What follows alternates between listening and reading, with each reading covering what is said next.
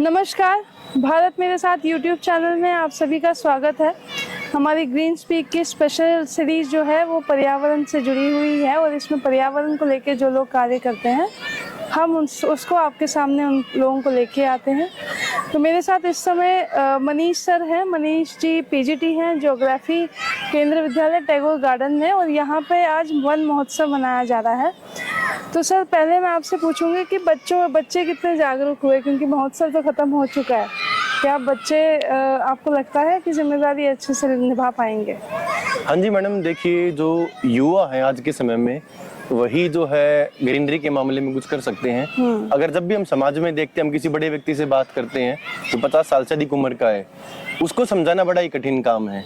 लेकिन जो बच्चे होते हैं वो एक मिट्टी की तरह होते हैं। हम उन्हें जैसे डालेंगे बच्चे वैसे डल जाएंगे। और हम अपने बच्चों को भी अपने स्कूल के माध्यम से, असेंबली से बार बार बच्चों को मोटिवेट करते हैं।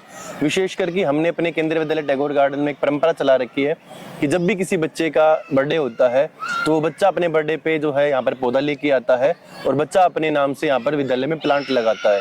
और इतना ही नहीं, हम बच्चों को ये भी अवेयर करते हैं कि केवल प्लांट लगाना ही नहीं है, बल्कि उस प्लांट की देखभाल करने की जिम्मेदारी भी बच्चे की रहती है। सर ये अवेयर, क्योंकि आप टीचर है ना, तो मैं आपसे पूछना चाहूँगी जागरूक करने के सबसे सही तरीके क्या हैं बच्चों को? आप कैसे कुछ एक्टिविटीज़ कराते हैं, कैसे समझाते हैं बच्चों को कि पेड़ लगाना जरूरी है? देखिए मैडम, आपको एक किस्सा बताता हूँ। एक बार हम 12th क्लास के बच्चों से बात कर रहे थे। भूगोलवेता होने के नाते मैं बच्चों से यही बात कर रहा था कि बेटा अक्सर ये देखने में आ रहा है, खासकर महानगरों की समस्या प्रमुख है कि हम बच्चों को हमेशा बोलते हैं आप कैसे कंपटीशन होते हैं, पेंटिंग कंपटीशन होते हैं, बार बार स्पीच दी जाती है कि पेड़ लगाओ पेड़ लगाओ, फिर भी ये देखने में आता है कि लोग घर से बाहर नहीं निकलते और बच्चे भी इतने ज्यादा वो नहीं है कि भाई वो भी आए या कुछ पेड़ लगाए। तो इसकी पीछे रीजन क्या है?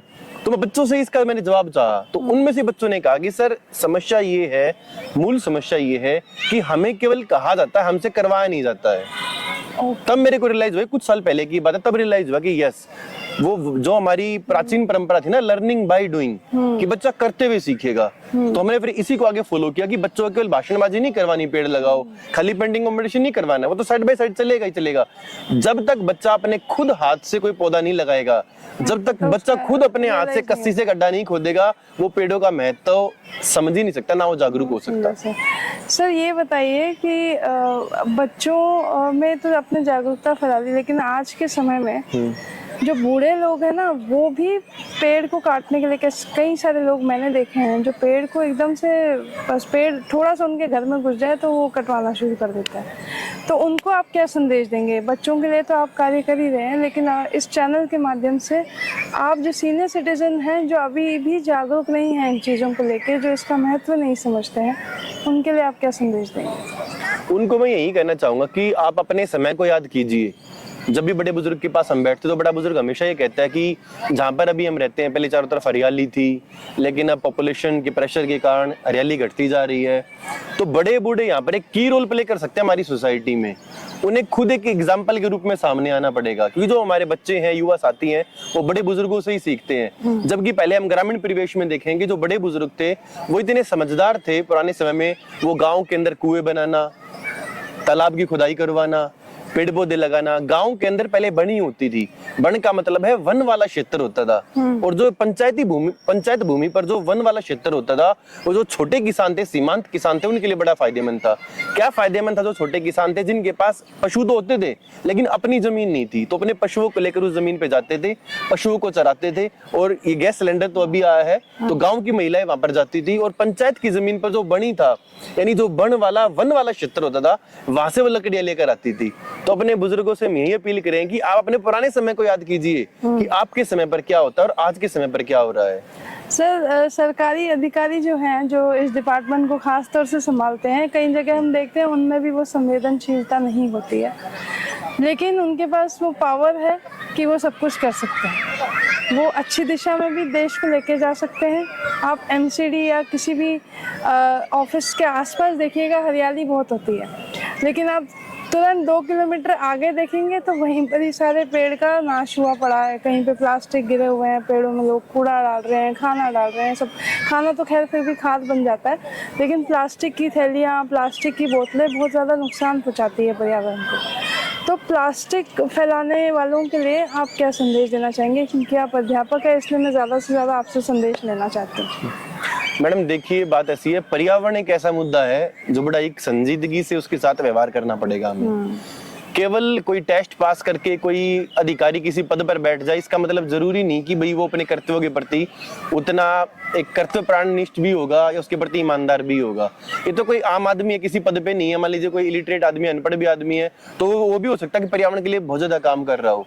तो अधिकारियों से हमारी यही रिक्वेस्ट है कि भाई सरकार ने जो आम टैक्स पेयर जनता आपको टैक्स देती है, उसी से भारत सरकार के माध्यम से आपकी सैलरी आती है। तो जो हमें कर्तव्य बताया गया हमारे जो संविधान के अंदर अधिकारों के साथ साथ जो हमारे कर्तव्य बताया गया, जो हमारे मौलिक कर्तव्य हैं, उन कर्तव्यों में एक कर्तव्य ये भी है कि हमें पर्यावरण का संरक्षण भी करना है। तो अधिकारियों कहीं ना कहीं ये बात, जो कि संविधान से बंधे रहते हैं सभी अधिकारी, तो उन्हें ये बात अपनी अंतरात्मा में बैठा लेनी चाहिए। और दूसरी सबसे बड़ी बात यह कि देखिए, धरती पर जो हमारा जीवन है वो दो ही चीजों के कारण है, पानी और हवा। हवा किससे मिलती है? पेड़ों से मिलती है। तो देख, बच्चे को भी पता है, लेकिन पता नहीं अधिकारी क्यों नहीं समझ पाते इस बात को। तो उनसे भी हम यही रिक्वेस्ट करें कि भाई आप जो है एक बात और देखिएगा कि अगर सरकारी सिस्टम ठीक काम कर रहा है तो समाज के अंदर भी एक सकारात्मक ऊर्जा का संचार हमेशा रहता है।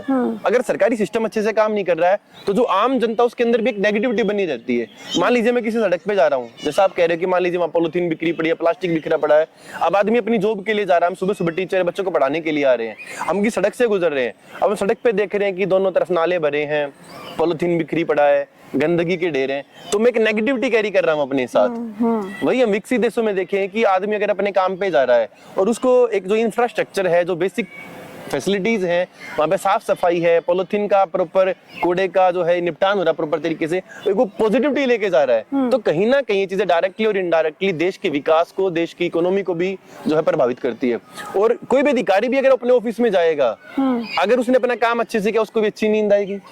इसके अलावा एक आम जनता के बीच में भी उसके जो एटीट्यूड होता है उसके प्रति, वो भी बदलेगा, जनता उससे अच्छे से बात करेगी और कहीं को वो भी अपनी जगह बात रखेगा, तो उसकी बात को भी एक प्रॉपर ड्यू रिस्पेक्ट के साथ सुना जाएगा, क्योंकि जनता को पता भैया आदमी ईमानदारी से काम कर रहा है। और इसके साथ साथ मेरी सरकारी डिपार्टमेंट से ये भी अपील है कि आप कोई भी कार्यक्रम करें, केवल ऑन पेपर ना हो, जब तक कि सबकी भागीदारी नहीं होगी तब तक वो सफल हो ही नहीं सकता है। तो कम्युनिटी पार्टिसिपेशन जरूरी है। तो आप स्कूल है, कॉलेज है, उनके वॉलंटियर्स होते हैं, एनसीसी वाले बच्चे हैं, एनएसएस वाले बच्चे हैं, आप उनको शामिल कीजिए अपनी ड्राइव में। क्लीननेस ड्राइव चलाइए, प्लांटेशन ड्राइव चाहिए, कोई भी मना नहीं करेगा, तो आप उनको भी शामिल कीजिए। अब जाते जाते, क्योंकि आप मेरे साथ खड़े हैं, तो हम लोगों को भी एक संदेश देना चाहिए। सरकारी अधिकारियों के साथ में देश के नागरिक के पास भी पावर है कि वो वन विभाग को कहीं पे भी ऐसी कोई समस्या देखता है तो वो वन विभाग को कंप्लेन कर सकता है, क्योंकि इससे लेके बहुत संगीन चालान भी है और काफ़ी पैसा, लाखों रुपए आपसे चार्ज किए जा सकते हैं अगर आप एक पेड़ की टहनी भी काटेंगे। तो बहुत ज़रूरी है कि देश के नागरिक को भी जागरूक होना, और साथ के साथ सरकारी अधिकारी से लेके हर एक व्यक्ति, हर एक बच्चा देश का अगर इस कार्य में लग जाए तो कभी पोल्यूशन, पॉपुलेशन से आप परेशान नहीं होंगे।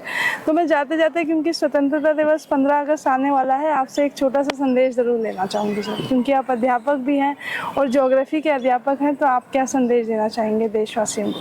बस सभी से हम ये अपील करना चाहें कि जैसे हमारी भारत सरकार सपना देख रही है कि 2047 तक भारत को विकसित बनाया जाए, और जो खास मौके आते हैं जैसे 15 अगस्त है, 26 जनवरी है, ये हमें ये दिन इसलिए मनाया जाता है कि हम याद कर सकें किस प्रकार हमें आज़ादी मिली है। आज़ादी केवल ये नहीं कि अंग्रेज से लेके 19 से आज़ादी मिली है, हमें आज़ादी हासिल करनी है गंदगी से, आज़ादी हासिल करनी है जो प्लास्टिक इधर उधर बिखरा पड़ा रहता है उससे आज़ादी हासिल करनी है, भ्रष्टाचार से आज़ादी हासिल करनी है। तो सभी देशवासियों से, सभी लोगों से हमारी यही प्रार्थना है कि भारत देश को माने तो आपका अपना घर की तरह उसको माने, और कहीं पर भी जाएं देश को साफ सुंदर रखें, स्वच्छ रखें, देश में गंदगी ना फैलाएं, और जब भी आपको मौका मिले पेड़ पौधे जरूर लगाएं और उनके संरक्षण की भी शपथ आप जरूर लें। बहुत सुंदर। तो इसी के साथ हम इस एपिसोड का अंत करते हैं, और जो संदेश आपको हमारे चैनल के द्वारा मिल रहा है उसे ज़रूर सीरियसली लीजिए और ज़रूर ऐसे कार्य में अपना सहयोग दीजिए और देश प्रेमी हो जाइए। तो बहुत बहुत धन्यवाद। और हमारे चैनल को सब्सक्राइब करने के लिए YouTube का बटन दबाइए, वहाँ सब्सक्राइब का बटन है, भारत मेरे साथ को ज़रूर सब्सक्राइब करिए। बहुत बहुत धन्यवाद।